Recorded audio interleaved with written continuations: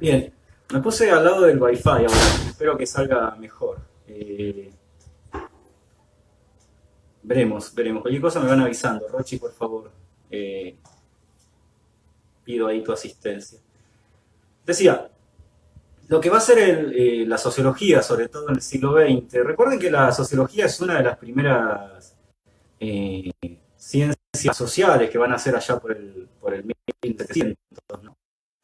Fue la madre de todas las ciencias, después, hasta hoy, sigue siendo una vedette eh, que cree que todo lo puede abarcar, ¿no? Que es la madre de todas las ciencias. Me van a salir en los anteojos el reflejo de la computadora porque tuve que bajar, ¿no?, a la computadora de escritorio. Eh, Les pido disculpas por eso, ¿no?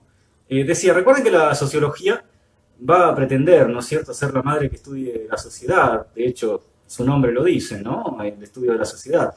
Y va a ser la ciencia que influya muchísimo a la hora de pretender abarcar un estudio del todo social. Ya vimos nosotros que luego va a ser una imposibilidad de eso, ¿no? Pero este texto de Giddens lo que hace es recordarnos cómo fueron las cuestiones sociológicas de poder entender e interpretar la sociedad, las distintas corrientes, las distintas teorías. Eh, Ahí lo que va a suceder es que la sociología va a querer abarcar todo, y ya vimos esta imposibilidad, pero después vamos a tensionar, ¿no es cierto? No es esta clase. Esta clase lo que va a hacer es tratar de explicar esas teorías y distintas vertientes sociológicas, ¿no? Eh, lo que quiero que quede claro es que va a haber teorías sociológicas que van a tratar de trabajar el orden social para que los órdenes sociales funcionen bien. Recuerden lo que habíamos visto. La pretensión de las ciencias sociales es casualmente acabar con el conflicto, ¿no? Con la cuestión del conflicto. Ya vemos lo que esto sucede, pero así nacieron. Es más, posterior a la Revolución Francesa, lo que le asusta a los sociólogos es la posibilidad de la revuelta permanente en los órdenes sociales. Hay como un temor enorme. Muchas van a tener su construcción de estudio a partir de esta premisa, ¿no? ¿Qué es lo que hace? Es lo que hace que las sociedades en algún momento tengan cierto hartazgo, por llamarlo de alguna manera, sientan la opresión o que generen que el orden social que parece instituido de una vez para siempre, o que parece el ordenador, digamos, de los contratos entre hombres y mujeres, ¿no?, para llevar adelante el compromiso de lo social. ¿Qué es lo que sucede? Que estalla de vez en cuando. Bueno, mucho de la sociología, sobre todo de la sociología liberal, acá quiero que también empecemos a separar, ¿no? Cuando uno dice Comte, ¿no?, cuando uno dice Durkheim, cuando uno dice Weber, eh, lo tenemos que poner en las escuelas liberales, ¿no? En las escuelas que van a terminar hegemonizando el pensamiento de cómo entender las sociedades a partir de sus construcciones teóricas, casualmente para que haya un orden social.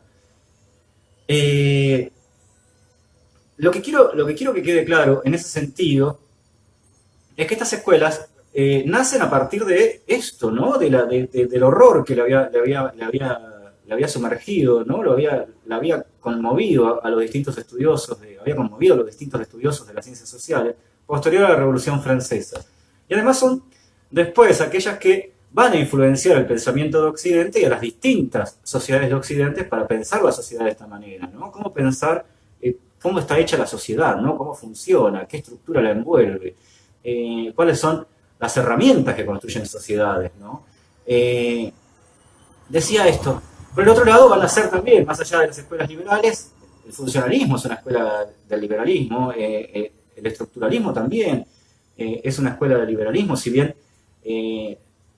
muchas ciencias no pretenden generar sí o sí asociarse al liberalismo, el liberalismo lo va a aceptar y las va a apropiar como cuestiones de vamos por ahí, que es lo que nos conviene para seguir construyéndonos como hegemonía, ¿no? Digo, nadie pensaba que el estructuralismo que propone Saussure, cuando habla del signo lingüístico, ¿no?, que algo ya venimos hablando, ya he explicado bastante. Después vamos a ver qué es lo que sucede con Saussure y las influencias de la semiótica posterior ahí, tal cual lo dice Giddens en el texto, ¿no? Pero decía, lo que le van a hacer a estas ciencias sociales, que quieren ordenar la sociedad para que no haya más conflicto, es el viejo dilema, ¿no?, de cómo construir ciencia. Bueno, es aquello que dice, por ejemplo, la bandera de Brasil, ¿no? Orden y progreso. En la humanidad, en el siglo XIX, nace fuertemente esta premisa. Hay que ordenar para progresar. Y la ciencia va a actuar en consecuencia. la mayoría de las teorías sociológicas lo que buscan es ordenar, ¿no? Entender, encapsular el conflicto, ¿no? Encapsular la posibilidad de revuelta, de revolución. Sí, vi que lo vamos a subir a YouTube después. Digo, las ciencias sociales tienen esta pretensión. Lo que pasa es que en el siglo XIX también nace la otra escuela. Vieron que yo les avisaba ya les avisaba, hay dos grandes escuelas de pensamiento en el siglo XX, las liberales, la que son las críticas marxistas, ¿no? Y en el siglo XIX nace la escuela marxista. Lo que hace Marx, le decía la vez pasada, es una gran herida a la forma de entender o interpretar las sociedades, ¿no? Propone algo nuevo, ¿no? Propone una tensión interesantísima, más allá que después va a coincidir y a converger con las cuestiones del liberalismo en lo que es el futuro, a donde tiene que llevar el estudio de la sociedad, ¿no? Les decía a la vez en clases pasadas, el liberalismo va a pretender esto del orden para progresar, ordena la sociedad progresa, ¿no? El marxismo va a decir, no, la sociedad es revuelta permanente, lucha de clases, si yo elimino el Estado, elimino las luchas de clases, lo que hago es repartir la riqueza de las sociedades y construir igualdad.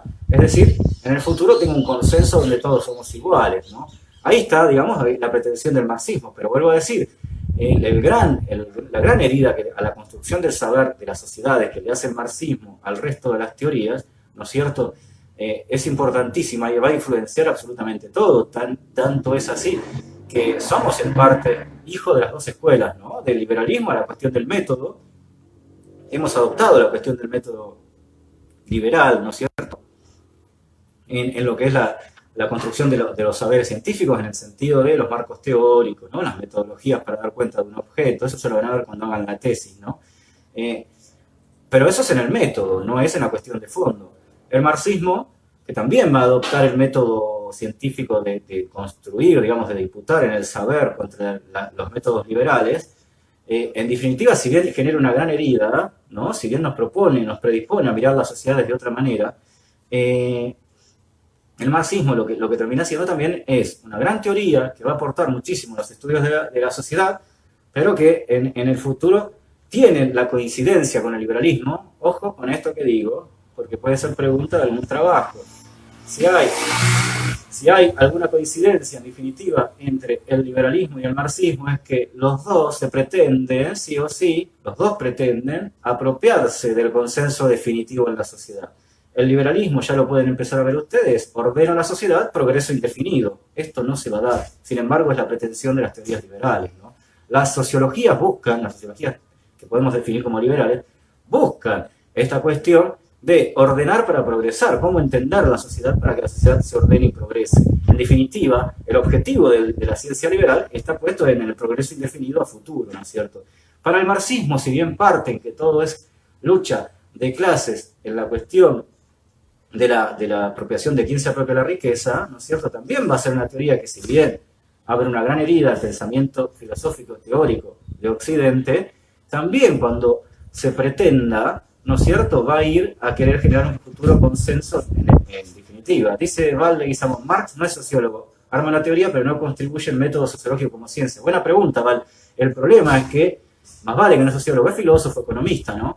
El tema de Marx, de los marxistas, es que después para dar la lucha en el campo, digo, cuando uno tiene un marco teórico, puede tener el marco teórico liberal o marxista, ¿no es cierto? Eso el marxismo lo va a hacer, porque va a decir, bueno, si las reglas son construir saberes a partir del marco teórico, la metodología, nosotros vamos a entrar a disputar eso que propone el liberalismo, pero con nuestras propias construcción de saberes, con nuestros propios enunciados y con nuestro propio estudio desde el punto de vista del marxismo. Es buena pregunta, Val, eso, pero recordá que hoy para recibirte, seas marxista, seas peronista, seas liberal, es algo indiscutible que las tesis tienen una metodología que se la debemos a la escuela liberal. Eso no quiere decir que uno sea liberal, ¿no es cierto? Sí quiere decir que el método para disputar saberes o para problematizar un objeto los estamos dando con esa lógica que el liberalismo nos ha dejado.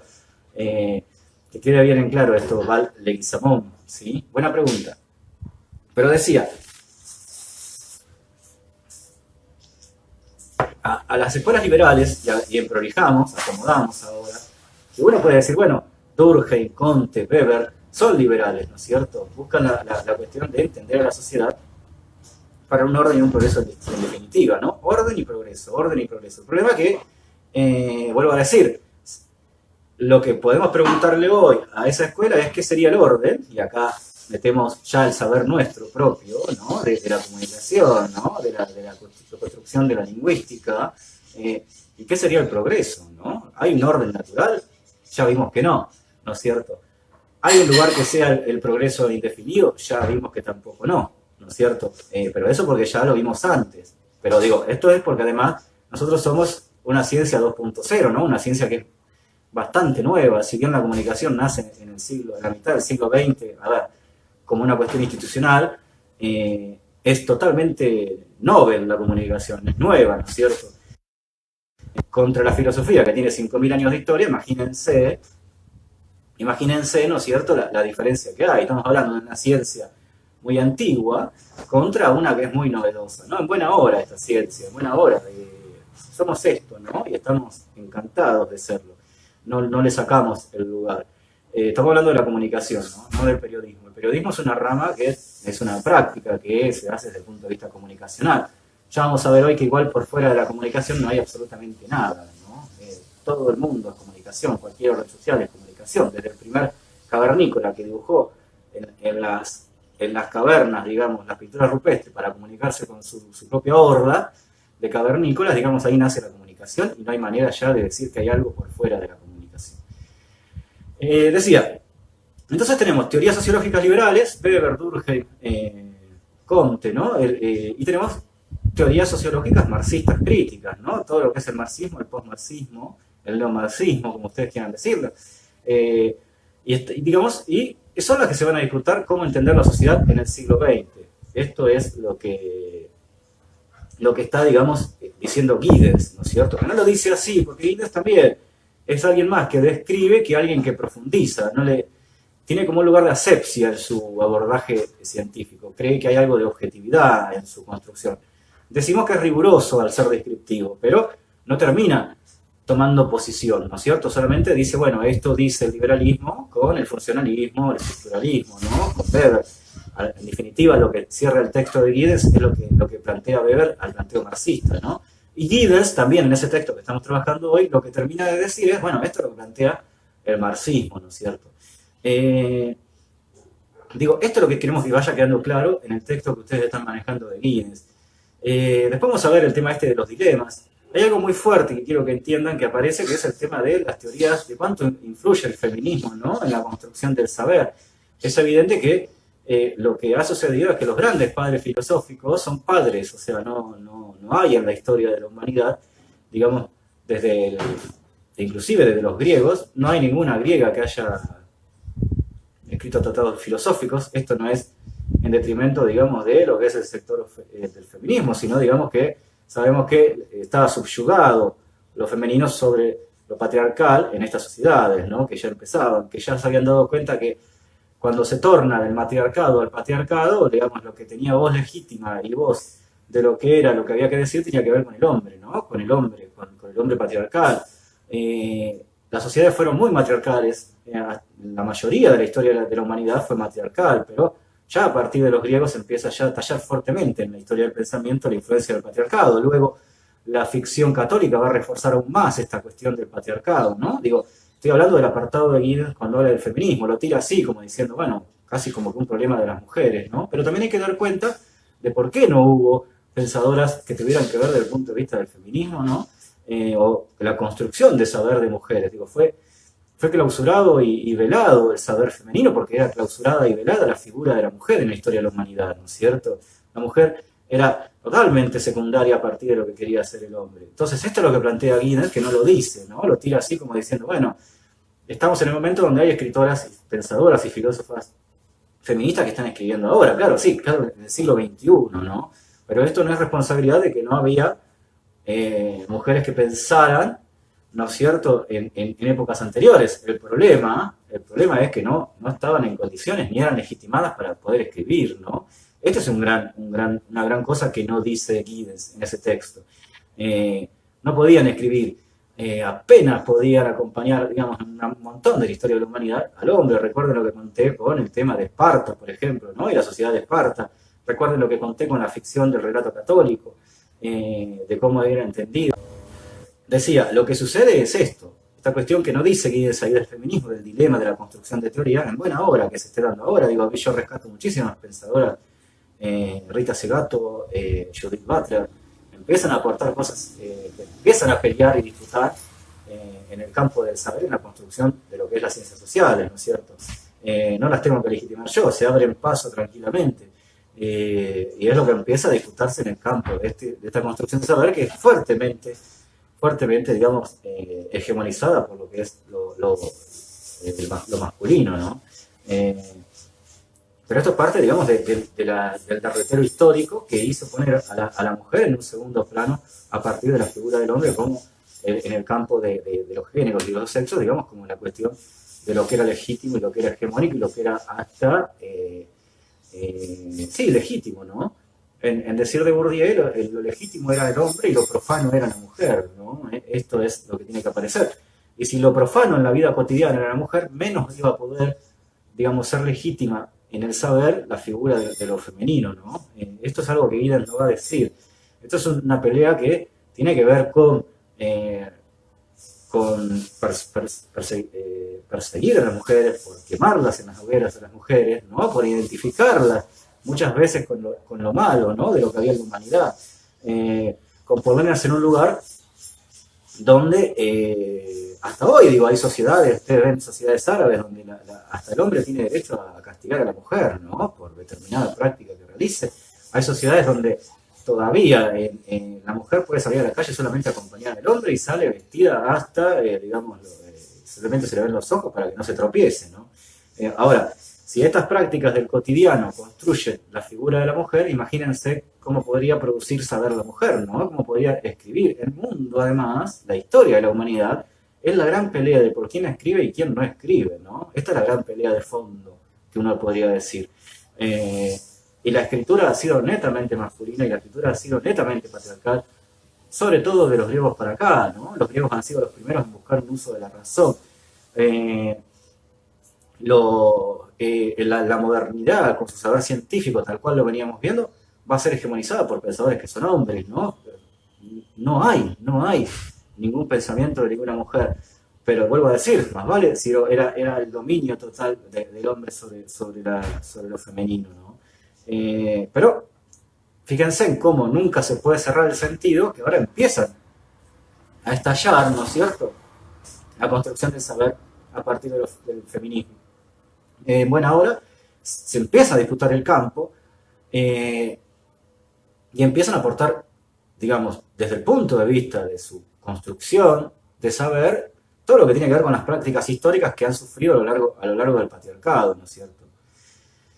Dice Juan, la historia la cuentan los que ganan. Sí, pero no solamente el relato oral, la transmisión de la oralidad, Juan, lo que se cuenta, sino también lo que tiene que ver con un campo que es escribir. Y en el campo científico, desde la oralidad, si no escribiste, no sos legítimo, ¿no es cierto? Agregale a lo que dijiste, Juan, que en el campo del saber la historia la ganan o la hegemonizan, ¿no? La hegemonizan los que pueden escribir. Vamos por ahí, entonces. Pero decía, hablando ya de lo que es la postura del dilema feminista, ¿no? Esto que quede bien claro, esto es lo que está diciendo Giddens. Partí desde ahí para entender uno de los dilemas. Pero Giddens va a hablar que la primera construcción sociológica, la primera teoría sociológica que él va a enmarcar en el siglo XX como teoría de influencia, ¿no?, para entender las sociedades, es el funcionalismo. Mucho se escribió sobre funcionalismo, ¿no es cierto? Generalmente es Comte, ¿no? Augusto Comte, el padre de esta teoría. De hecho, Comte es el padre de la sociología, ¿no? Es el padre de la sociología, es un escritor totalmente conservador en su época, le aterra Comte, le aterra que suceda lo que sucede en la Revolución Francesa, es hijo de esa época.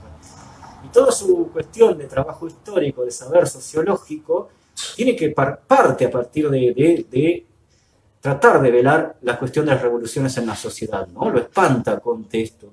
Además, su construcción del método científico va a ser muy influenciada por las ciencias duras, las ciencias exactas. Tanto es así que la sociología de Comte, cuando nace, se llama física social, ¿no? Como si pudiera haber algo que se explicara de manera sociológica igual al movimiento de los planetas, por ejemplo, ¿no?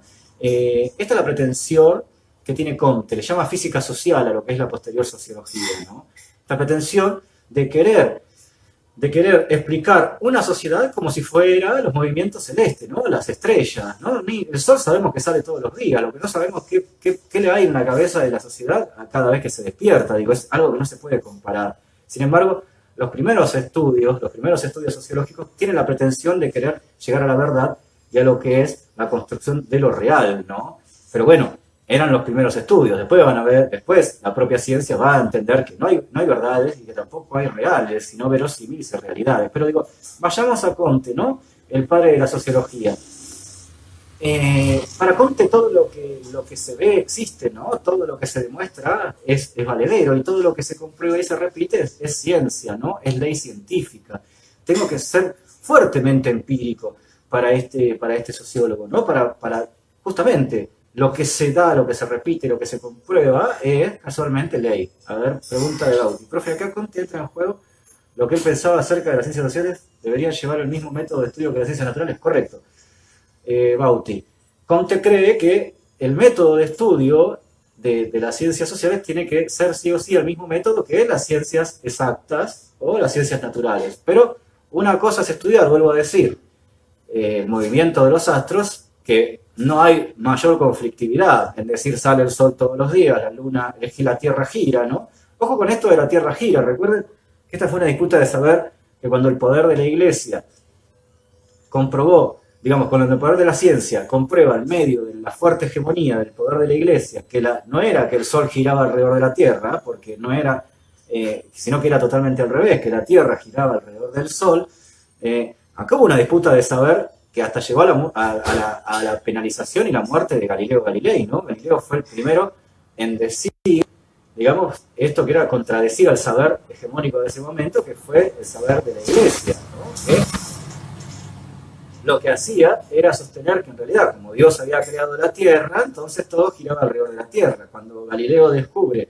que en realidad esto era totalmente al revés, fue enjuiciado por los poderosos de la Iglesia, fue encarcelado y posteriormente muerto, ¿no es cierto? Y hoy las ciencias ya no hay mayor resistencia, ¿no?, a entender que es totalmente al revés, que es la Tierra la que gira alrededor del Sol, ¿no es cierto? Esto ya lo sabían los incas, por ejemplo, los aztecas, los mayas, sabían que el Sol era fuente de toda la vida.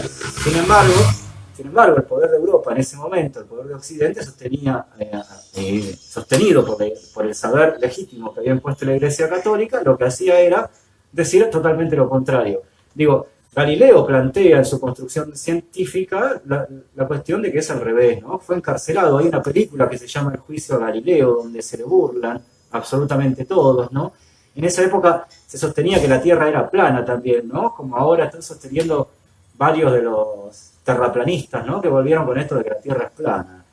Hay mucho de querer volver a los orígenes, a la conservación, ¿no?, de mundos que han sido viejísimos, de mundos que ya han sido totalmente desplazados, de querer explicar a las sociedades a partir de esto, ¿no? El terraplanismo otra vez vuelve a decir somos planos, ¿no? Y la ciencia le dice, bueno, compruébenlo, y no hay manera de que lo comprueben. Hay un documental muy lindo en Netflix de lo que es el terraplanismo, búsquenlo si lo tienen ganas. Si alguna vez en esta pandemia que tanto nos subyuga, están aburridos, véanlo, que la verdad que es un debate científico interesantísimo, ¿no es cierto? Y está muy buena la posición de los científicos a la hora de, es tan humilde la posición de los científicos diciendo, bueno, si es plana la Tierra, compruébenlo. Y no les quiero decir el final del documental, pero está muy bueno para esta discusión. Digo, Galileo va a ser enjuiciado y va a ser, digamos, luego muerto, y la Iglesia Católica le pidió perdón a Galileo hace 10 años, ¿no? Luego de 600, casi 600 años en la humanidad, donde Galileo había planteado esto, a través de una encíclica, la Iglesia Católica le pide perdón a Galileo después de 600 años, ¿no? Pero digo, fíjense, ¿no?, esta lucha saber-poder, ¿no? Esta lucha de cómo el poder también genera muerte, ¿no? Y disputa a través de lo que es el saber, se vuelve violento en ese momento, ¿no? No es lo mismo decir la Tierra gira alrededor del Sol que decir el Sol gira alrededor de la Tierra. Fíjense, esto que parece hoy una discusión menor, ¿no es cierto? Esto que parece hoy una discusión menor se vuelve una discusión que da muestra de cómo la lucha por el saber puede ser totalmente violento, ¿no? Porque generaría un cambio de pensamiento en la sociedad. Esto es lo que hay que entender más de fondo, ¿no? No es lo mismo lo que les expliqué, que se sostenía del pecado original de Eva, que entender que el ciclo menstrual femenino tiene que ver con la muerte de las células, ¿no es cierto? eso cambia el sentido de lo que es sí o sí la concepción de una sociedad, más cuando le quisiste imponer a la sociedad un pensamiento apañado, ¿no? Asegurado por el saber, ¿no? Por una cosmovisión que a vos te legitimaba como poder. Digo, se largó con todo acá en el Paso del Rey, está lloviendo con todo. Eh, no me acuerdo cómo se llama el documental, pero si ustedes ponen terraplanismo en el buscador, aparece enseguida el documental. Eh,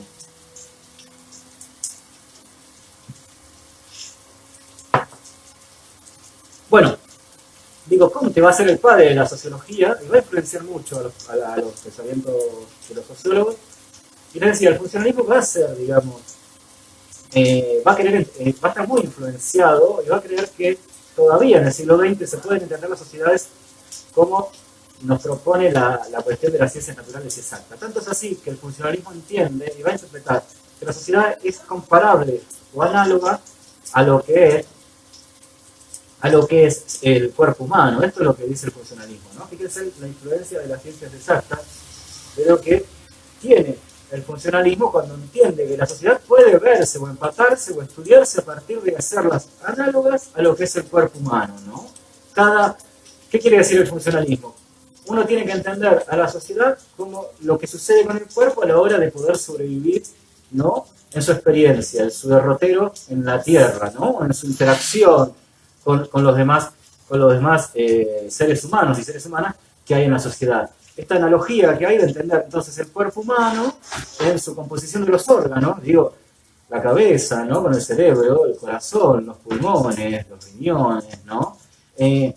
Son comparables a hacer un todo, ¿no es cierto? Hacer un todo que es un cuerpo que es el envase de cualquier ser humano, ¿no?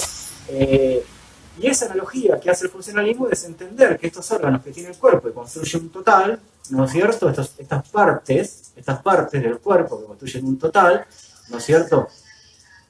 La analogía lo que hace es casualmente entender que las instituciones creadas por la sociedad funcionan de la misma manera con el todo social. Entonces, la educación pasaría a ser un órgano, ¿no? La justicia pasaría a ser otro órgano, ¿no es cierto?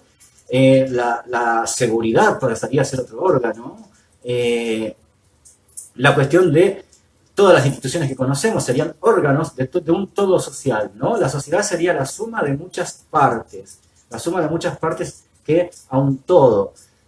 Y la analogía que hace el funcionalismo dice, si todo funciona, si los órganos funcionan en armonía, entonces el cuerpo no se va a enfermar. Y así las instituciones de la sociedad funcionan en armonía, entonces la sociedad no se va a enfermar, ¿no? Vuelvo a decir, si ustedes se acuerdan de cómo parte Comte sosteniendo que lo enfermo es la revolución, lo enfermo es la posibilidad de revuelta, digamos, lo que hay que buscar es instituciones que ordenen la sociedad, que la persuadan, que la dominen, que la convenzan de funcionar en orden para progresar.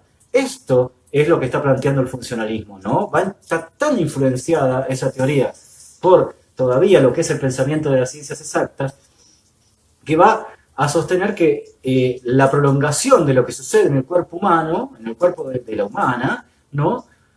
Es lo que se puede entender si lo llevamos y lo hacemos análogo al estudio de la sociedad, ¿no es cierto? Las instituciones serían esos órganos del cuerpo, ¿no? Que si están sanas, la sociedad es sana. Si están ordenadas, la sociedad progresa. Esta es la pretensión de la teoría sociológica del funcionalismo, ¿no? Querer explicar a la sociedad a partir de lo que es el cuerpo humano, ¿no es cierto? Y acá abro un segundo de pregunta. ¿Alguna pregunta con el funcionalismo?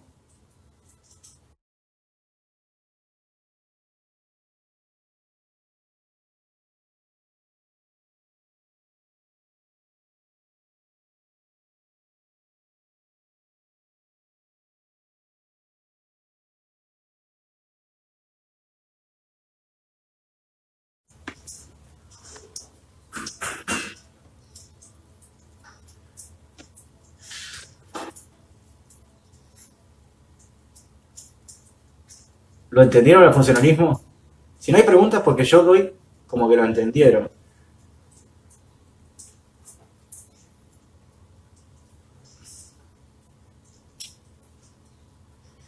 Digo, hasta la cuestión de la religión en Durkheim. Gracias, Leandro. Ahí Lauta te pone F entre preguntas. Ustedes, millennials, no sé qué quieren decir cuando ponen F.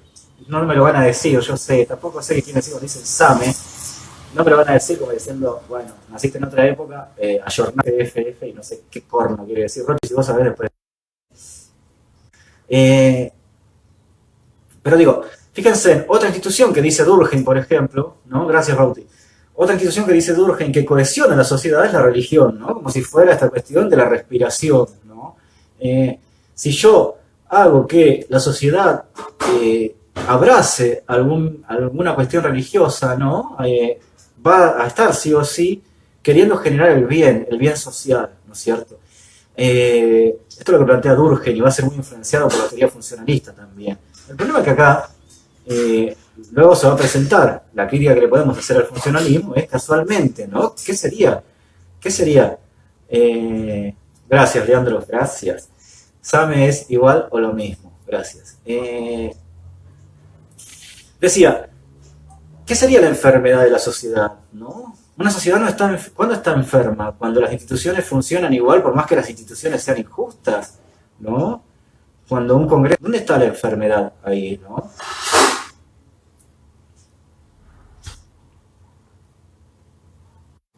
Está bien. Decía, ¿qué sería una enfermedad ordenada? Perdón, una sociedad ordenada, no enferma. Y yo decía, si las instituciones funcionan bien, si el Congreso, por ejemplo, sesiona, hace leyes, ¿no? Como una cuestión de vamos trabajando el todo social es otro de los órganos, ¿no? F sería señal de respeto. Bueno, vamos a ver. Bien, bien, bien. Gracias, Roche, ahí está. Decía, vamos con el ejemplo que le podemos tensionar a la cuestión del funcionalismo, ¿no? ¿Qué sería una sociedad que funcione bien y que no enferme, ¿no? Que cada órgano esté por no enfermar? Vuelvo a la ley del aborto, por ejemplo. Eh, Vuelvo a la ley del aborto. ¿Cuándo es que puedo decir, bueno, la sociedad funciona mal porque el aborto está bien o el aborto está mal? ¿Dónde hay una discusión ahí que el funcionalismo no va a poder dar cuenta de esto? Aborto, digamos, aborto para no morir, digamos,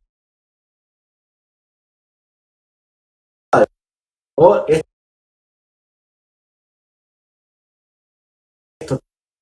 es la cuestión del aborto, porque de hecho es clandestino, ¿no?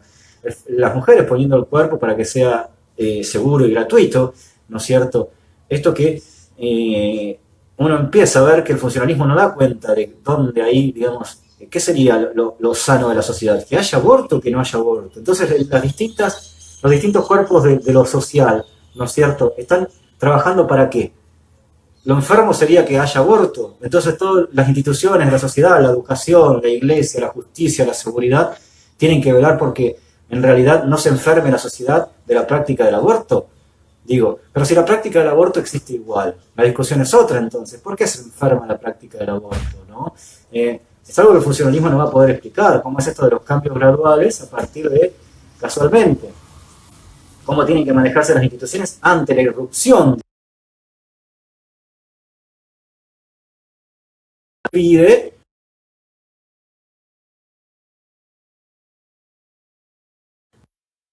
piden sí o sí la posibilidad de legalizar una práctica que es una práctica cultural que se da en el todo social, que sigue siendo por cuestiones de pensamientos hegemónicos ancianos, por llamarlo de una manera, subyugada, sostenida solamente a partir de la cuestión de lo místico, ¿no? Y cuando entra con lo científico hace agua, porque empiezan a discutir cuándo, fíjense acá la imposibilidad de la ciencia, ¿no? Cuándo es que eso que se gesta es en realidad un ser humano, una ser humana, ¿no? No lo pueden elucubrar, ¿no? Se define una forma que tiene que ver por construir un nuevo espacio hegemónico, ¿no? Y es lo que se está disputando hace mucho tiempo. Digo, el funcionalismo no puede dar cuenta de lo que sería en todo caso el orden social cuando dicen los órganos tienen que funcionar sanamente, ¿no? Ojo, no lo puede hacer esto. Sin embargo, tenía esa pretensión, por eso se le cae también al funcionalismo ciertas cuestiones. Si bien es verdad que las instituciones hacen construir a la sociedad, toda sociedad tiene prácticas políticas, instituciones políticas que desarrollan un orden social, eso no significa que funcione de manera análoga al cuerpo humano, ¿no es cierto? Porque las sociedades humanas no son envases naturales, son ontológicamente las sociedades construcciones de las mujeres y de los hombres, ¿no? No tiene nada que ver con la cuestión de la analogía con los órganos del cuerpo humano. Y esto di un ejemplo del aborto para provocar también, ¿no? No es que di el ejemplo de una cosa de otra instancia, no, lo hago porque es uno de los lugares de más disputa que hay en este momento, ¿no? De hecho, hasta hace poco se estaba hablando de la posibilidad de, antes de la pandemia, de que se sesione en junio, julio, que la hegemonía en ese campo vuelva a ser el feminismo, o sea, y ponga la práctica del aborto seguro, legal y gratuito en la sociedad argentina.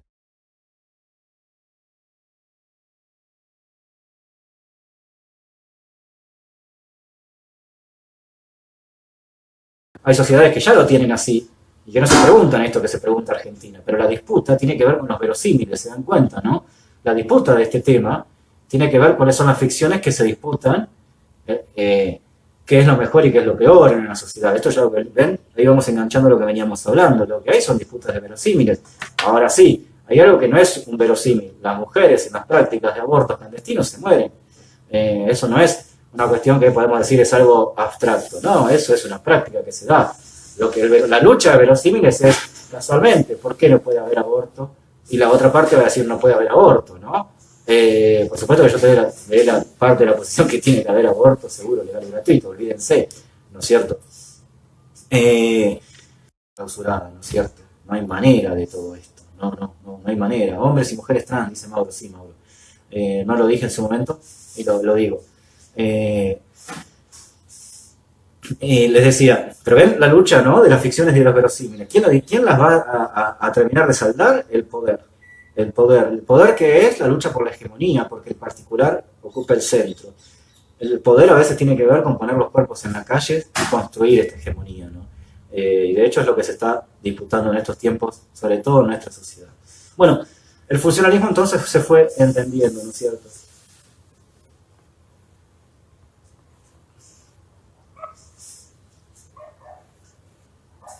Vamos al funcionalismo de Merton, que me preguntaban ahí, ¿no es cierto?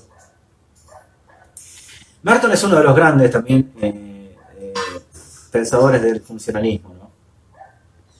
Lo que sucede es que Merton ya estudia sociedades que tienen que ver con el siglo XX, no vienen con la cuestión de la influencia de las ciencias exactas, ¿no es cierto?, que venían las primeras sociologías, los primeros funcionalistas, ¿no es cierto? Lo que va a agregar Merton a su trabajo es que en realidad en toda sociedad hay funciones y disfunciones, y hay funciones latentes, ¿no es cierto?, y funciones que son manifiestas. Sí, no se preocupen, Irina, por los saltos, porque después los saltos no aparecen, ¿no? Se aparecen muy chiquititos, en una secuencia de tiempo muy chiquitita. Merton lo que va a decir es esto, ¿no? Va a seguir acordando con el funcionalismo de que sí, que la sociedad puede ser estudiada de esta manera, lo que pasa que, vuelvo a decir, hay funciones y disfunciones. En este caso, la disfunción para Merton, teniendo un ejemplo, el caso del aborto sería, hay una parte de la sociedad que se vuelve disfuncional, ¿no? Que se vuelve disfuncional a partir de las pretensiones que la función legítima de la institución de la salud, por ejemplo, o de las legislaciones, ¿no?, de la legalidad, hacían con la práctica del aborto. Es decir, eso que nace como reivindicación del aborto es una disfunción en la sociedad, ¿no? La función venía con el aborto que no era legal, sin embargo, empieza a aparecer la disfunción dentro de la sociedad de pedir la práctica del aborto. Esto es lo que le agrega Merton al estudio. No se juega mucho Merton tampoco, va a decir, ojo que hay disfunciones, ¿sí? Pero no quiere decir que, en buena hora, ojo, lo dice, hay disfunciones, pero, vuelvo a decir, no quiere decir que se salga por dentro de interpretar lo que es la sociedad del funcionalismo, ¿no?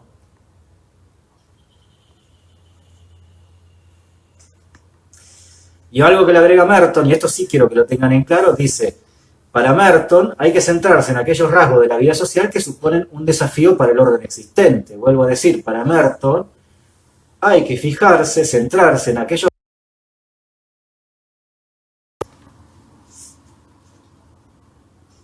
Decía, Merton, más allá de hablar, de avisar que hay funciones y disfunciones, termina sosteniendo que hay que centrarse en aquellos rasgos de la vida social que suponen un desafío para el orden existente. ¿Por qué? Vuelvo a decir, volvemos con la comparación del aborto, ¿no? Es un desafío para el orden existente, el aborto en la sociedad argentina, por ejemplo. Es un gran desafío. Para Merton hay que fijarse en ello, centrarse en que no haya disfunciones, ¿no? Más allá de eso, más allá del aborto, y si lo quieren lo llevamos al campo de la comunicación, una de las funciones que tiene para el funcionalismo, una de las funciones que tiene que tener otra institución en el todo social, que son los medios masivos de comunicación, es alertar sobre aquellos mensajes que pueden, digamos, influenciar de manera de enfermar, digamos, a la sociedad liberal del status quo estadounidense con mensajes que no tengan que ver con el ideal norteamericano, ¿no? Esto es el pleno lugar de la Guerra Fría. Lo que le asusta al funcionalismo, y sobre todo al funcionalismo donde está Merton parado, es, por ejemplo, la influencia del pensamiento comunista en Estados Unidos, ¿no es cierto? Entonces, los medios de comunicación tienen en la función, para estos pensadores funcionalistas, la función de alertar, sí o sí, por ejemplo, de que se están infiltrando pensamientos que nada tienen que ver con el liberalismo norteamericano, que es con la peligrosidad que para Norteamérica en la Guerra Fría era el pensamiento comunista, ¿no? Lo que tienen que hacer los medios de comunicación es construir mensajes liberales permanentemente, reproducir el estado de vida del status quo norteamericano, ¿no? Tratar de darles noticias a los norteamericanos que tengan que ver con el pensamiento liberal, alertar que ciertos pensamientos tienen que ver con lo que es la posibilidad de los enemigos de la sociedad norteamericana, ¿no? Que es como si el pensamiento de esos otros, como es el comunismo, fueran, sí o sí, virus, ¿no? Valga la época y la construcción contextual. Es como si el pensamiento comunista en Estados Unidos sería, digamos, la enfermedad que se mete, ¿no es cierto?, para alterar el orden social, sería la difusión. Bueno, los medios masivos de comunicación como institución para el funcionalismo tienen que alertar, ¿no? Y tienen que construir mensajes que tengan que ver, rechazar, ¿no? La construcción de un pensamiento que pueda enfermar la sociedad norteamericana, las instituciones, los órganos de la sociedad norteamericana. Y de hecho, están así, esto lo vamos a ver cuando vean, si cursan conmigo comunicación, introducción a la ciencia de la comunicación, pero digo, más profundo lo vamos a ver. Digo, pero de hecho están así, que la mayoría de la construcción de los contenidos de las películas, las series, de la industria cultural norteamericana, de Hollywood, ¿no? Y Netflix tiene mucho de esto también, más allá de que Netflix habla apertura, digamos, a otras sociedades, a la construcción de otras industrias culturales, pero digo, en pleno siglo XX, la construcción generalmente del pensamiento, de los contenidos de Norteamérica tienen que ver siempre con identificar cuáles son las sociedades que pueden enfermar a la sociedad norteamericana, digo, y ahí vienen justamente, el enemigo va a ser en su momento Rusia, ¿no?, en Guerra Fría, o los nazis, ¿no es cierto?, en la construcción de lo que es muchos contenidos. Vietnam va a ser posteriormente, ¿no? Y después lo que va a suceder es los árabes, ¿no es cierto?, los fundamentalismos islámicos. Fíjense en que esta cuestión de entender al funcionalismo de una sociedad, ¿no?, y de los medios de comunicación como órgano de ese cuerpo, de que es el todo social norteamericano, van a construir contenidos casualmente rechazando a través de sus operaciones de construcción de películas, ¿no?, series y todo lo que tiene que ver con escritos en revistas o en radios, ¿no? Todo lo que se va a hacer es construir para rechazar lo que puede influenciar malamente lo que el propio pueblo norteamericano cree que son pensamientos que pueden enfermar a la sociedad norteamericana.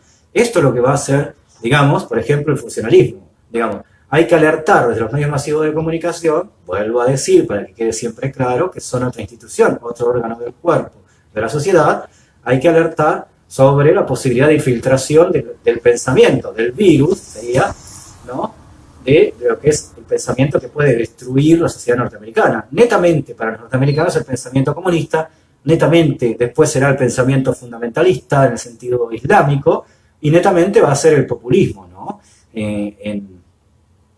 También en cuestiones por ahí menores, pero después los agentes que van a ser liberales dentro de nuestra sociedad argentina, lo que le horroriza es casualmente aquello que para ellos desordena su condición de privilegio, status quo, hegemonía y dominio en una sociedad. Digo, al liberalismo, al status quo argentino, le molesta el populismo como le molestaba, digamos, el comunismo a Norteamérica, ¿no? De hecho es así, digo, hubo una frase hace poco que decía, peor que el virus del coronavirus, el virus del, fíjense, ¿no? El virus del populismo.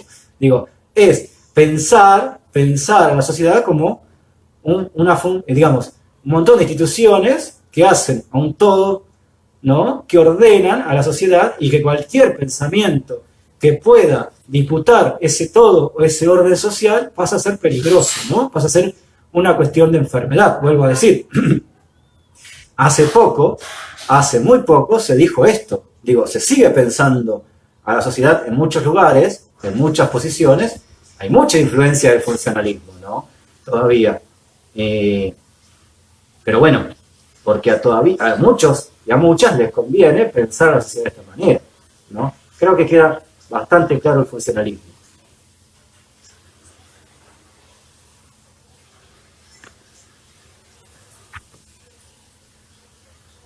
Eh, bien, ¿alguna pregunta? Les leo las preguntas. Hoy estoy como más suelto, le voy a cambiar un poco la yerba.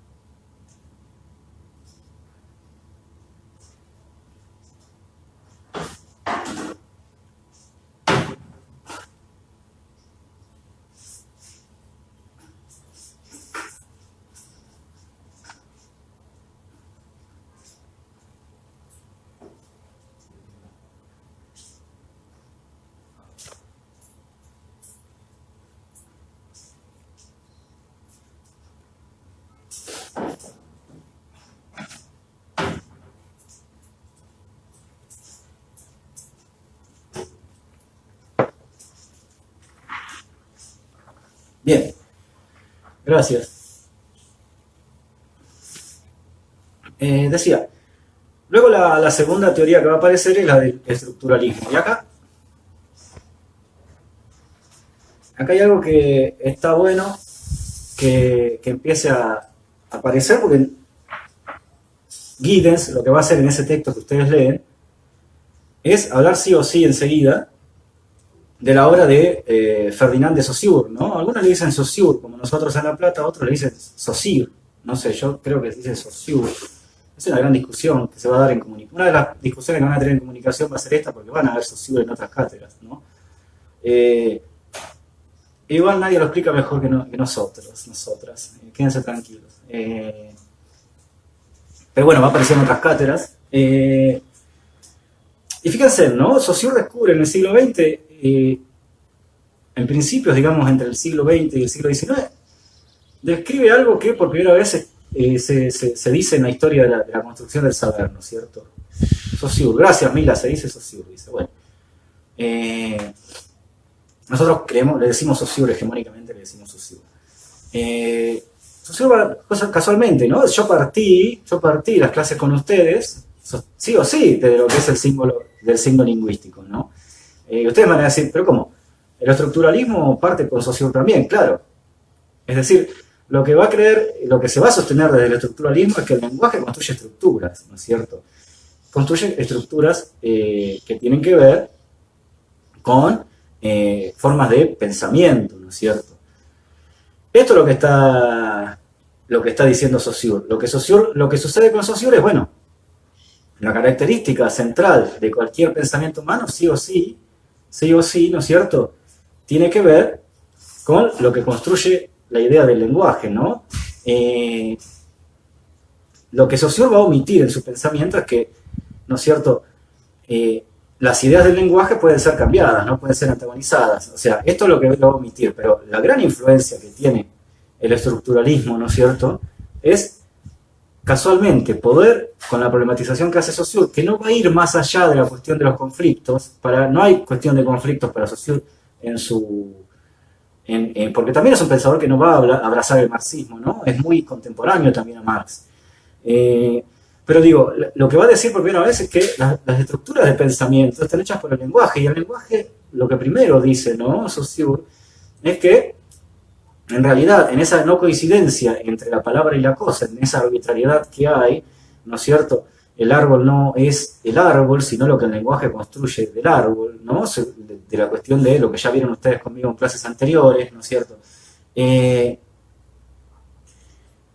Lo que va a Saussure a dar, digamos, como ayuda, como el grandísimo aporte que va a hacer Saussure, y otros lingüistas también, digo, por su lado, Peirce en Norteamérica, en lugar de decir que el signo está hecho de un binarismo, donde hay un significado y un significante, Peirce, un lingüista norteamericano que no le responde, sino que está construyendo también su saber en Norteamérica. Saussure lo hace en Francia, y Voloshinov lo hace en lo que era la antigua Unión Soviética, ¿no? Son los grandes autores, digamos, que más van a influenciar con esta cuestión del signo, ¿no? Digo porque no solamente es Saussure, lo que pasa es que Saussure es el primero que habla de la cuestión del binarismo y de la imposibilidad de que la cosa, a través del lenguaje, el objeto a través del lenguaje, sea representado a través de lo que es la percepción, ¿no? No, la percepción está mediada por una arbitrariedad que es el lenguaje. Peirce, otro lingüista, le va a agregar que en realidad el signo, sí, Axel, es la relación sujeto-objeto, totalmente. El objeto nunca es lo que el sujeto dice que es, ¿no es cierto? Y ahí ya tenemos un problema. Lo que pasa es que Saussure va a llegar hasta ahí, y nos dejó un quilombo enorme, ¿no? Saussure nos dejó un quilombo enorme, que después se va a armar lindo, ¿no? Y ese quilombo va a ser un encantamiento, ¿no? Lo que pasa es que en su primer tiempo no iba a ser problematizado por las teorías liberales, más que ese alcance que hace Saussure ahí, ¿no? No hay relación entre sujeto y objeto. Todavía el liberalismo no se va a preguntar, por ejemplo, si eso tiene que ver con la idea de verdad, la imposibilidad de que haya verdad y la imposibilidad de los reales, ¿no? Pero nos deja un problema interesantísimo Saussure, ¿no es cierto? Decía Peirce en Norteamérica, dice que el signo no está compuesto por un binarismo, sino por una terceridad, ¿no? Por una cuestión, el signo es terciario, ¿no? Está compuesto por un ícono, un índice y un símbolo, ¿no? Y Voloshinov, desde el punto de vista de su influencia del marxismo también, un gran aporte que hace Voloshinov y al cual vamos a adherir, es que dice, todo signo es ideológico, ¿no? Lo que pasa es que estos autores van a dar lugar a lo que ustedes les dije la vez pasada, que es el giro lingüístico, ¿no? Estos autores dejan hasta ahí, como que te dejan la mesa servida y te dicen, yo hasta acá llegué, ¿no? Bueno, y después lo que va a hacer es que muchos otros locos que hacen en la ciencia, de buen sentido, ¿no? Aquellos que se atreven a ir más allá, van a dejar esta mesa, esto que dejaron en la mesa estos pensadores, estos lingüistas, y lo van a llevar a puntos mucho más complejos, tal cual es la complejidad que ustedes están viendo en esta cátedra, ¿no? A la cual adherimos. Pero digo, esta cuestión del estructuralismo es entonces todo lo que estructura la sociedad es el pensamiento, ¿no? A través del lenguaje, claro. Es lo que en primera fase va a aparecer. El problema es que también lo que no se dice en la cuestión del estructuralismo, ¿no? De sostener que la sociedad está hecha de pensamientos y lenguajes, es que esos pensamientos y esos lenguajes son arbitrarios, son contingentes, son antagónicos, ¿sí? Son totalmente contradictorios y conflictivos, ¿no? Esto lo vamos a decir posteriormente, después del siglo XX, de la mitad del siglo XX, y eso ya ahí abre, decía, a un lugar mucho más complejo. Pero hay mucha de la influencia del estructuralismo que después va a caer, vuelvo a decir, porque cree que la sociedad está hecha de unas estructuras para siempre, digamos, y en realidad no hay estructuras para siempre, ¿no? A través del pensamiento. Esto es el gran aporte que hace el estructuralismo, y todavía tenemos mucha influencia de ello en buena hora, ¿no?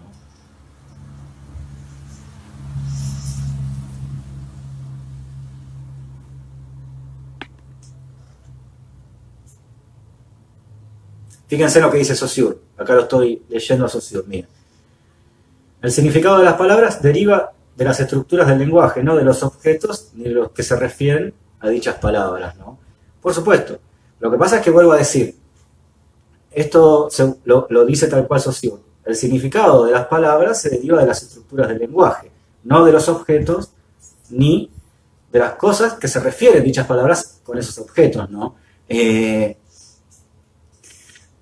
Esto es innegable, ¿no es cierto? El aporte que hace Saussure es totalmente innegable. Lo que pasa es que cree que al final, a partir de esa posición de entender esto, vamos a entender que las estructuras están están hechas por el lenguaje. Lo que está hecho por el lenguaje y los discursos son construcciones precarias de órdenes sociales, ¿no es cierto? Que no son estructuras en sí, sino que son instituciones hechas desde los verosímiles y fuertemente sostenidas por la lucha de las hegemonías, ¿no es cierto? Luego Giddens habla de estructuralismo y semiótica, ¿no? La semiótica va a dar el aporte de que no es solamente la cuestión del lenguaje del habla, de lo que genera discursos, sino que no hay nada por fuera de los discursos, ¿no? Y da el ejemplo de no hay interpretación que no sea en la humanidad, sí o sí, no comunicable, ¿no? Todo es absolutamente comunicación. No hay nada por fuera de la comunicación, porque todos son signos construidos por la humanidad, ¿no es cierto? Cualquier objeto es construido por la humanidad, ¿no es cierto? La naturaleza, y ahí vuelvo otra vez a Peirce, que dice, no niego que la naturaleza existe, lo que sí afirmo es la imposibilidad de nombrarla o estar sobre ella si no es a través de la construcción del lenguaje, ¿no? Y este lenguaje que ya nos habían avisado no tenía nada que ver con lo que denomina y con lo que nombra, ¿no? Es un gran aporte de la lingüística que, vuelvo a decir, después va a ser mucho más problematizado, nos vamos a nutrir mucho más de esto que deja las cuestiones de la estructura, del estructuralismo, ¿no? Pero, vuelvo a decir, lo que sí nos vamos a entrar en cuestiones es que hay estructuras para siempre, que el estructuralismo va a pretender, ¿no? Después otro ejemplo que da Giddens es, casualmente, los antagonismos y las significaciones, ¿no? La semiótica, lo que dice, cuando da el ejemplo del luto, en algunas sociedades el luto es de color negro y en otras es de color blanco, ¿no? Justifíquense ahí, digamos, ¿no? Entonces, el lenguaje no es que genera estructuras parecidas, sino que tiene que ver también con la imposición de otro algo, que sea de otra interpretación, ¿no? Eso es lo que está diciendo el alcance de la semiótica, ¿no?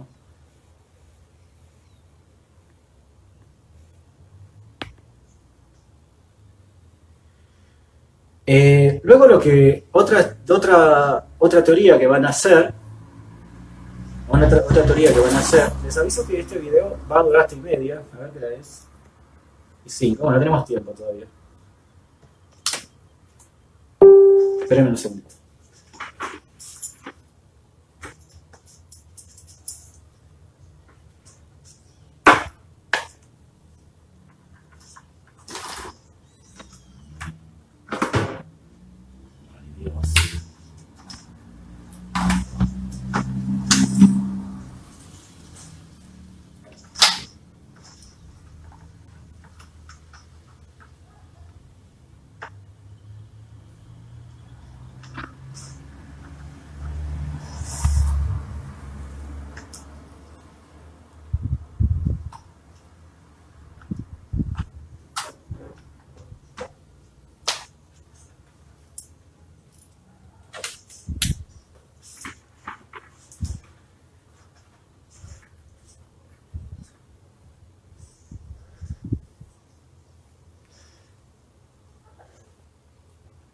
Si defino el estructuralismo es aquella corriente o teoría sociológica que entiende que el todo social está hecho a través de estructuras del pensamiento, no a través de la utilización del lenguaje.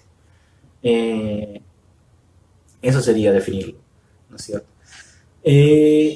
Luego vemos que viene el interaccionismo simbólico, ¿no? En Giddens. Les decía, vamos a tratar de explicar este video hasta y media. Luego voy, como hago siempre, no tienen que verlo a la noche, a explicar marxismo y explicar el tema del enfrentamiento entre Weber y Marx, ¿no es cierto? No tienen que estar presentes en ese video, pero lo tienen que ver. Esta es la dedicación que le estamos dando, ¿no? Queremos que se abarque todo lo que se puede abarcar en esta cuestión, ¿no? De la educación a distancia.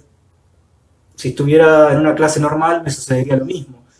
Daría una clase sobre este texto y volvería a la otra clase a retomarlo con lo que queda del texto y seguiríamos con otro, ¿no? Así que pasa eso.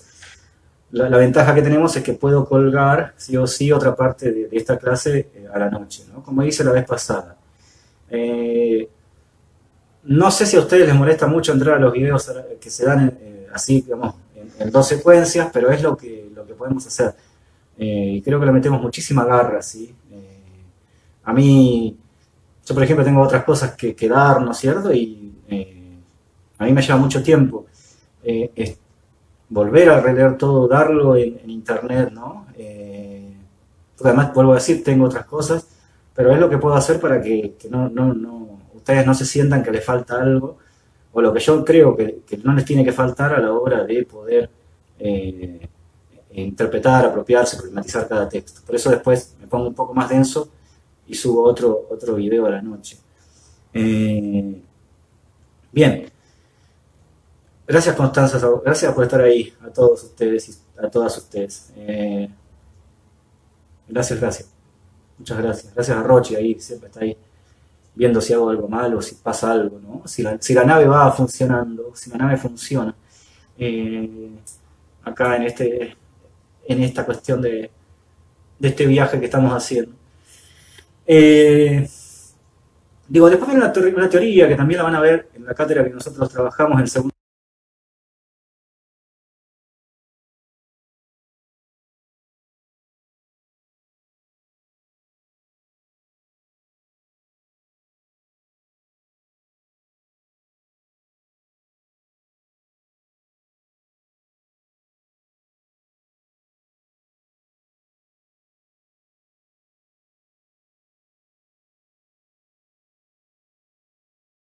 Cuatrimestre, Introducción a los estudios de la ciencia de la comunicación, pero que es una teoría sociológica, es lo que es el cara a cara de los seres humanos, ¿no?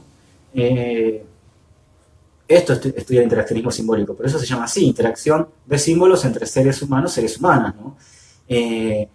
Lo que esta escuela de pensamiento sociológica, también de Estados Unidos, nace en la escuela se llama la Escuela de Palo Alto, en California, ¿no? O también llamada Escuela o Universidad Invisible, después van a ver por qué en la otra cátedra. Lo que esta teoría sociológica plantea es que no hay nada por afuera de la interacción humana, todo tiene que ver con el intercambio recíproco de símbolos que hay entre seres humanos y seres humanas, ¿no? Esto es lo que hace el interaccionismo simbólico. Para estudiar una sociedad tengo que ver en qué contexto sí o sí se desarrolla la interacción humana y cuáles son las condiciones que tienen esos hablantes que hay en el todo social al momento de intercambiar comunicación, ¿no es cierto? Esto es el interaccionismo simbólico. Para esta escuela sociológica, que después va a ser escuela comunicacional, pero en ese momento se pretende como escuela sociológica, lo que hay es que absolutamente todo es comunicación. Es la primera que plantea, ¿no? Todo es comunicación, no hay nada por fuera de la misma. Los seres humanos, las seres humanas, estamos permanentemente comunicando, no hay nada que no sea no comunicación. Siempre estamos comunicando algo, aunque estamos durmiendo, estamos comunicando, ¿no? Aunque tenga alguna patología donde dé cuenta de que no me comunico con nadie, estoy comunicando que no me quiero comunicar con nadie, ¿no es cierto?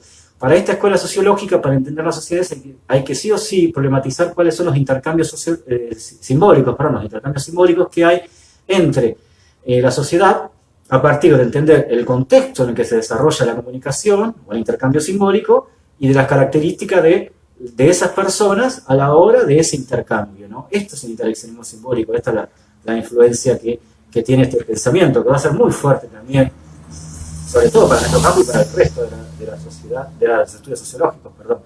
Esto es lo que está diciendo el interaccionismo simbólico. Son suertudos ustedes, porque justo hay un texto donde, ¿cómo es? Yo, justo que soy el docente, me especializo después en estos temas, ¿no? Posteriormente en la otra cátedra. Nada mejor explicado que los dije recién para entender al interaccionismo simbólico, ¿no?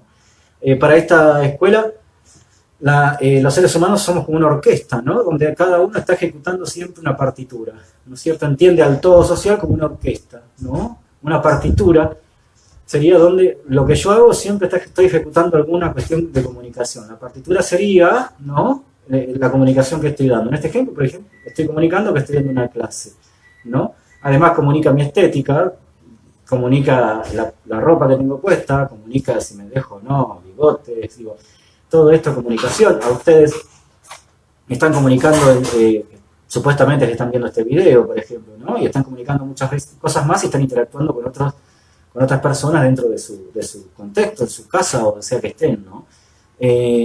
Digo, para esta escuela, vuelvo a decir, otra cosa que el interaccionismo postula es que constantemente estamos, sí o sí, actuando en la sociedad poniéndonos máscaras permanentes, ¿no? A partir de lo que es el contexto. O sea, en un contexto me pongo la máscara de padre, en otro la máscara de padre hombre, en otro la de madre mujer, en otro contexto, depende quién es el otro que me está, o la otra que me está interpelando, me pongo, por ejemplo, acá, cerca de mío está mi mamá, ¿no? Y yo, en ese contexto, sé que soy hijo de esa persona, ¿no? Y estoy comunicando eso, o sea, yo me pongo una máscara de hijo. Ahora, cuando tengo que hablar con mis hijos y mi hija, ¿no? Lo que hago es ponerme la máscara de padre, ¿no es cierto? Constantemente, para esta escuela, ¿no es cierto? La sociedad es el intercambio simbólico y es la puesta en común de significado. Los contextos son escenarios y nosotros nos ponemos la máscara que tiene que ver para ese contexto que es ese escenario, ¿no? En este tengo la máscara de docente, por ejemplo, ¿no? No estoy hablando de cuestiones que tengan que ver con otro sentido que no sea el intercambio pedagógico y didáctico que da esto que estamos haciendo. Puedo hablar de otras cosas, pero entre ustedes y yo hay una relación en la cual en este momento yo comunico lo que es ser docente en este intercambio simbólico y ustedes lo que es ser estudiantes, ¿no? De un primer año de una materia de comunicación. Pero digo, esta es la primera escuela sociológica que va a decir por fuera de la comunicación no hay posibilidad, no hay humanidad y todo, absolutamente todo comunica. No hay no comunicación. No cometan nunca el error como comunicadores de decir en ningún lado que en cierto momento no hay comunicación. En todo caso habrá silencio, pero el silencio también es comunicación, ¿no? Ojo con esto. Vuelvo a repetir, no cometan nunca el error como comunicadores de creer que hay algo que es no comunicación. Por favor.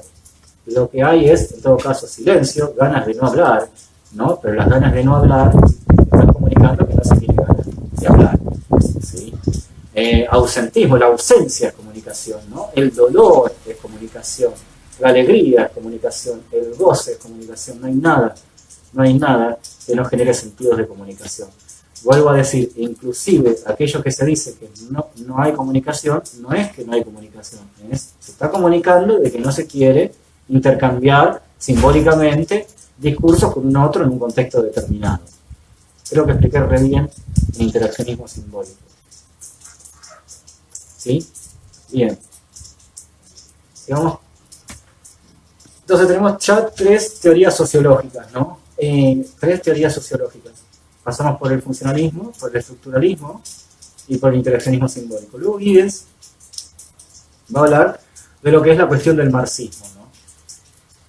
¿Hay alguna pregunta que quieran hacer? Por favor, háblanla ahora de lo que no entendieron, o no les cierra, o no se entendió, o no se escuchó. Tienen un montón de cosas para poder preguntar.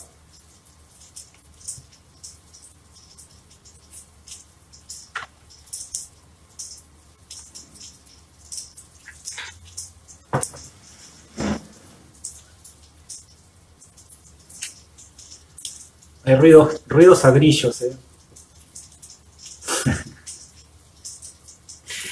Soy así, Leandro, soy así. Que cursó conmigo después te va a decir, el negro es lo no modesto, pero es así, Leandro. Soy así. A veces hay que hacer así.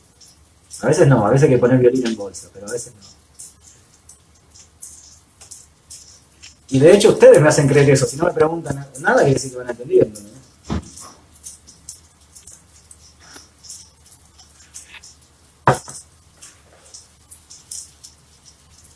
Gracias, Agus. Me dicen si entienden o no, por favor. Bueno. Gracias, Leandro, gracias. Vieron que entonces me puedo besar. Sí, Lara, es sutil la... Gracias, Bautista. Lara, es sutil la diferencia entre el interaccionismo simbólico y el estructuralismo. Lo que pasa es que, vuelvo a decir, el estructuralismo no... Que quede bien claro para Lara y para todos. El estructuralismo no dice que todo es comunicación. ¿Sí? Dice que el pensamiento... los objetos, la relación objeto-sujeto está hecho a partir de la estructura del lenguaje, ¿no es cierto? Gracias, Delphi. Está hecho a cuestión de la estructura del pensamiento, la relación sujeto-objeto. Pero no dice, como dice el interaccionismo simbólico posteriormente, todo es construcción del lenguaje, ¿no? Esto que quede claro, la diferencia sutil, como diría Lara, que hay. Hay un aporte bastante interesante del interaccionismo simbólico a las propuestas del estructuralismo, ¿no? Esto, Lauta, la cuestión de que el interaccionismo lo que dice, lo que estudia como corriente sociológica, me río por lo que estoy oleando. Se entendió también que parece una boludez. Claro, no, a ver, espera. Llevo muchísimos años explicando esto. Gracias, Lauta. Llevo muchos años explicando esto. No es que es una boludez. He puesto muchas sienes a esto. He puesto mucho corazón, mucho amor. Una vez les dije, ¿no? Que vamos a ser docentes, ¿no? Bueno. Vieron, yo me construí así, en el relato de la verosímil. Creo que la felicidad es ser docente. En el parcial, ¿qué, Nahuel? En el parcial, ¿qué? ¿Qué pasa? No pasa nada en el parcial. Todos me hacen mala fama a la hora de los parciales, pero soy más bueno que los curas villeros y los del tercer mundo. Más o menos. No creo tanta bondad. ¿Cómo estoy hoy? Debe ser la lluvia. Les hago una breve introducción a lo que es la cuestión del marxismo. Y después lo voy a terminar de subir en el video de clase, ¿no? En el video de anoche.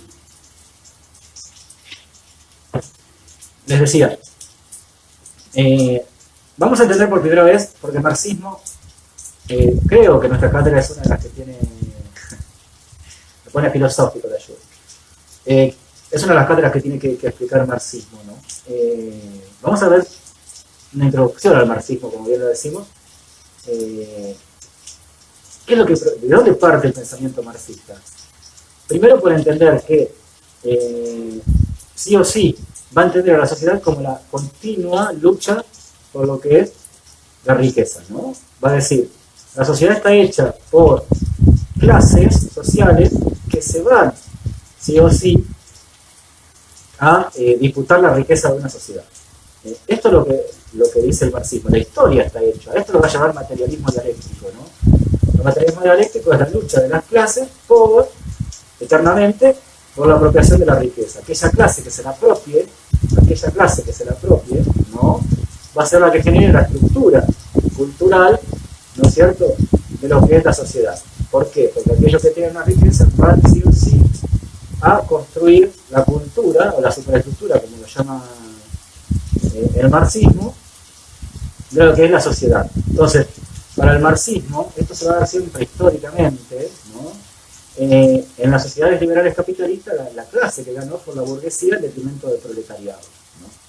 Luego el marxismo lo que va a decir es que en esa lucha de clases, en este capitalismo, lo que hay que hacer es ver cuáles son las reproducciones que hay para que en esta sociedad desigual que va a construir la burguesía sea el proletariado aquel que como clase termine ganando para casualmente llevar en definitiva en un futuro a una sociedad sin clases. Primero lo que tengo que hacer es que en esa lucha de clases gane el proletariado, luego se instituye la dictadura del proletariado, lo voy a desarrollar más posteriormente esto, ¿no? A la noche decía. Y una vez que el proletariado se hace con el dominio, ¿no es cierto?, lo que tiene que abolir, lo que tiene que hacer el proletariado es abolir aquellas estructuras que lo que hacen es reproducir la desigualdad de clases. Por ejemplo, el Estado, ¿no es cierto?, el Estado y el mercado, ¿no? En definitiva, en esa lucha de clases, si gana el proletariado, esta es la lucha del marxismo, ¿no? Es una filosofía de la acción el marxismo, ¿no es cierto? Toda clase, ¿no es cierto?, toda sociedad está fracturada, está dividida, y lo que va a hacer sí o sí toda sociedad es que esas clases, esas divisiones se mantengan en una lucha constante por apropiarse de la riqueza, ¿no? Estas subdivisiones de clases que hay, ¿no es cierto?, son las que van a tratar de, sí o sí, de ser las dominantes en una estructura, ¿no es cierto? Para el marxismo lo que ha sucedido es que el liberal capitalismo ganó la burguesía y que por lo tanto lo que hay que llevar es a la acción a que aquellos que son los sumergidos, ¿no?, los que sufren, los que padecen en una sociedad, terminen de derrotar a la burguesía, se construyan como dominio, ¿sí?, genere dictadura del proletariado primero, luego que se entienda que hay que eliminar la lucha de clases a partir de la repartición de la riqueza. Una de las cosas que hay que abolir es el Estado, ¿no es cierto?, que es la estructura dominante por excelencia para el marxismo, para la reproducción de clases. Después vamos a ver a la noche la crítica que le hacemos a todo esto, porque ya se la venimos haciendo en videos anteriores, ¿no? Porque ahí el marxismo parte de querer una cuestión que va a entrar en conflicto posteriormente a los estudios del marxismo, que es esto de naturalizar a la humanidad como determinada por lo económico, ¿no? Para el marxismo, todos los que nacen, hombres y mujeres, nacen con la vocación de sí o sí apropiarse de la riqueza, ¿no? Son entonces para el marxismo, los seres humanos y las seres humanas estamos hechos de sí o sí, naturalmente, la cuestión de ir por la apropiación de la riqueza. Esto después va a ser tensionado y vamos a ver que no es posible sostener este pensamiento, este eje, ¿no?, o este lineamiento que plantea el marxismo. Pero en definitiva, el marxismo está planteando que toda sociedad parte del conflicto de, ojo con algo, no es lo mismo el conflicto que vimos con Rinesi que lo que plantea el marxismo, ¿no? Para el marxismo el conflicto tiene que ver con la lucha por la aplicación de la riqueza, la lucha de clases por obtener la riqueza de lo que produce una sociedad, ¿no es cierto? Después de eso, cuando yo termino, digamos, de apropiarme de la riqueza a través de lo que es el proletariado, lo que hago es generar una dictadura para que el proletariado genere la estructura cultural para que todos entiendan que hay que repartir la riqueza, ¿no? Y posteriormente elimino el Estado y el mercado. Esto es, vuelvo a decir, uno de los grandes lineamientos, son los grandes lineamientos del marxismo, pero por bajo está sosteniendo que somos mujeres y hombres naturalmente seres económicos, no hay naturalmente, eso ya lo vimos, ¿no es cierto? Están sosteniendo, además, que las clases naturalmente son revolucionarias, ¿no? Que el proletariado es revolucionario y que va a ir en contra de la burguesía, es otra tensión que el marxismo no va a poder sostener. No que nazcas pobre, que nazcas sumergido, que nazcas oprimido, no quiere decir que muchas veces pienses como el opresor, ¿no? O que muchas veces quieras reproducir al mundo del que te oprime. Esto se ha dado a la historia de la humanidad y se sigue dando, ¿no? Y ustedes lo pueden seguir viendo.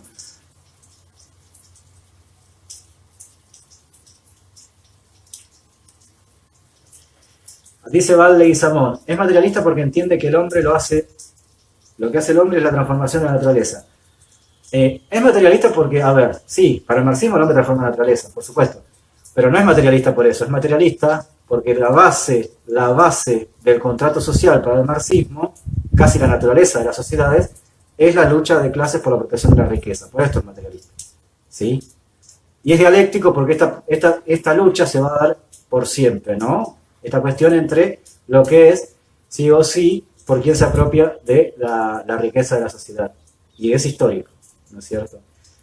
Hay una definición ahí que vos das, Valde y Samón, que lo va a tener, lo que vos definís es a partir de lo que la sociología entiende, que es el materialismo dialéctico. Pero nosotros le hacemos ahí un pequeño desplazamiento, ¿no? Es materialista porque entiende, ¿no?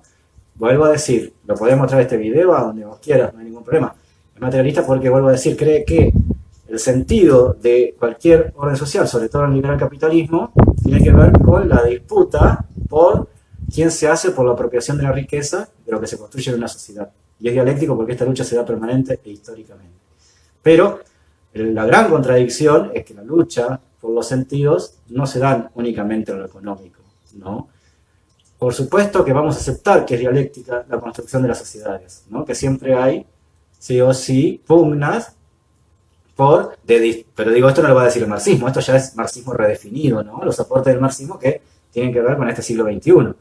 Es dialéctico porque lo que hay siempre es disputa de verosímiles por volverse los particulares que se vuelvan hegemónicos, ¿no? Eso lo podemos redefinir hoy. Pero bien, Val. O sea, esa interpretación la tenés desde el punto de vista sociológico, o no sé de dónde la leíste o qué estudiaste, digamos, pero no es casualmente lo que vamos a entender nosotros. Si bien el marxismo va a postular eso para la sociología, nosotros lo entendemos de otra manera. Que no está muy alejado, pero una cosa es los diferentes tonos de blanco la discusión, ¿no? No estamos diciendo que es negro lo que decís, no. Decimos que es blanco como nosotros, pero con otro tono de blanco. No sé si se entendió. Gracias por tus aportes, Val. Te digo que eso te va a servir para entender lo que es la carrera de comunicación posteriormente, ya que estamos en este lugar de la disputa de la sociología, esa ciencia reina, ¿no? Esa ciencia de la Moria Casal de las ciencias, ¿no? Esta pretensión de la sociología de decirnos decorado a los demás. Le dijo decorado a los demás hasta que nació la comunicación, ¿no? Hoy por hoy nuestra ciencia no se deja decir el decorado se calla, al contrario. No nos podemos callar porque la comunicación no se calla, ¿no? Esta cuestión que tiene la formación de comunicación justamente de no poder más que administrar ¿cómo es? Lo que es el silencio y los ruidos, ¿no? La furia, el sonido y la furia, ¿no? Sería, citando a Faulkner. Sí, me doy cuenta que estudiaste sociología, ¿vale? ¿Sos socióloga? Si sos socióloga te pido disculpas por estas cuestiones que estoy provocando lo que quiero es que se enamoren de la comunicación. Estoy disputándome el amor, digamos, ¿no? No estoy disputando el amor de los saberes. Bien, son casi 30, no sé si queda alguna pregunta.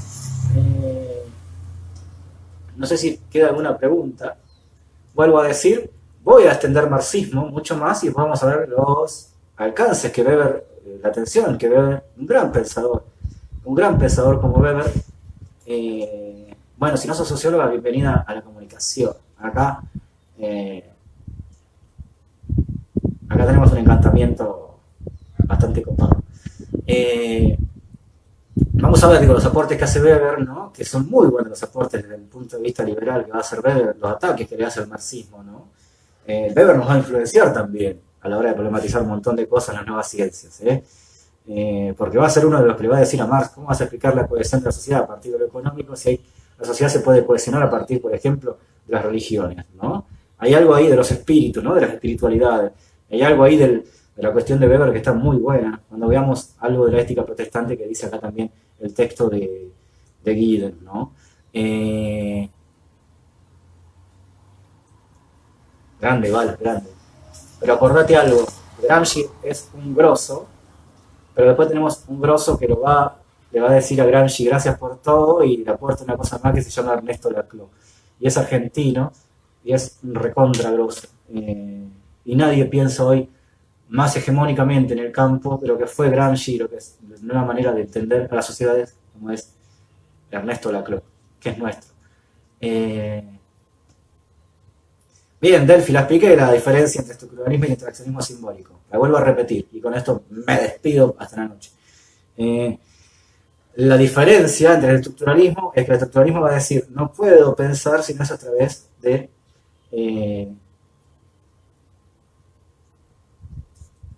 ahí está, ahí te leí otra vez. La diferencia es que el estructuralismo entiende que la sociedad está hecha a partir de lo que es el pensamiento a través del uso del lenguaje, ¿no?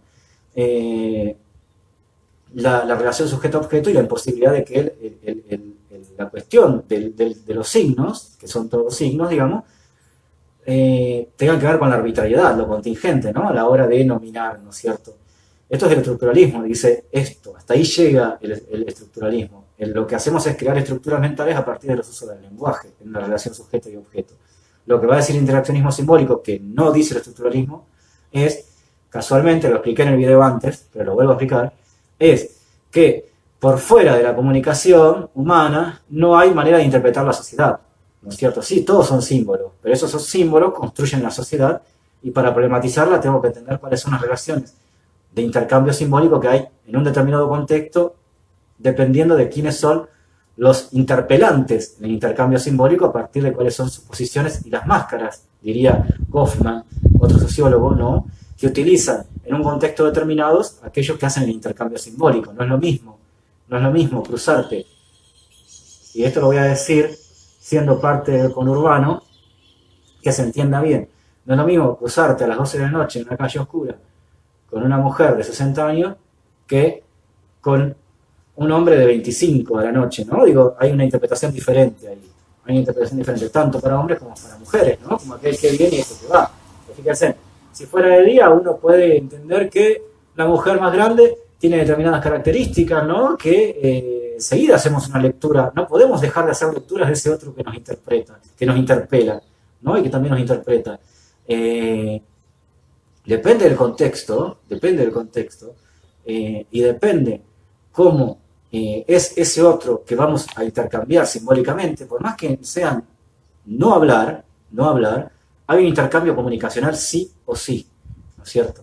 Yo puedo cruzarme con un otro, pero hago un montón de interpretaciones de ese otro o esa otra que me cruzo, por más que no hablemos.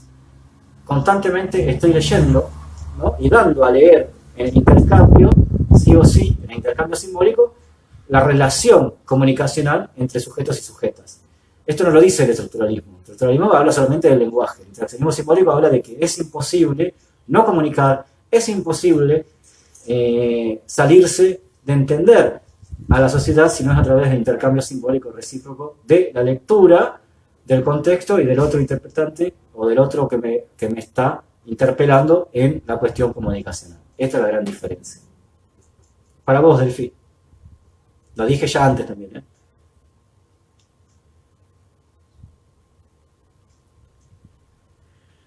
Bueno, hasta acá llegamos hoy, después explico marxismo y la lucha por el liberalismo, y va a estar mejor, ¿no? Vamos a estar ahí como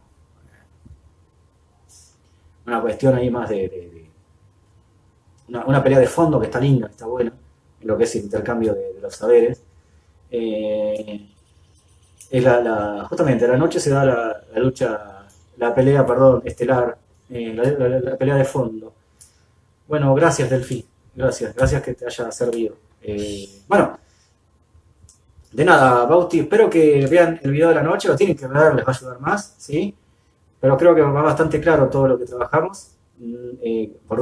Generalmente por donde hablo del texto es lo que quiero que sepan, ¿sí? Hablé bastante de varias cosas, que vamos por ahí, ¿sí? Y recuerden que no le doy un canon en un texto, sino que le doy un problema sobre un objeto o muchos problemas sobre varios objetos, ¿no? Esta es otra construcción que tenemos hace mucho. Lo que tengo siempre cuando yo estudio algo es un problema sobre el objeto a estudiar, ¿sí? Eh, Todos son problemas, pero problemas en el buen sentido, ¿no? Problemas de abordaje científico. De nada, Constanza, nos vemos. Vale, les dejo yo, no quiero que me vean. Les dejo, no quiero que me vean en directo, digo, y en vivo. Les dejo un gran abrazo. Eh, yo creo que lo voy a hacer tipo 9:30, 10, Laura, Bauti. Por esa hora. Tengo un montón de cosas que hacer, además, como me cambiaron los horarios, eh, no sé, no almorcé, todavía estoy tomando mate. Capaz que a la noche hago rutina de gimnasia en casa, a veces termino haciendo rutina a las 10 de la noche. Eh, Hago bastante rutina. Después tengo que leer, bueno, me acomodo el día como puedo, después tengo de vez en cuando también que vivir. Eh, Les mando un gran abrazo y los espero. Digo, les mando un video a la noche y después Rochi va a subir lo que es para la clase que viene. Que estén muy bien.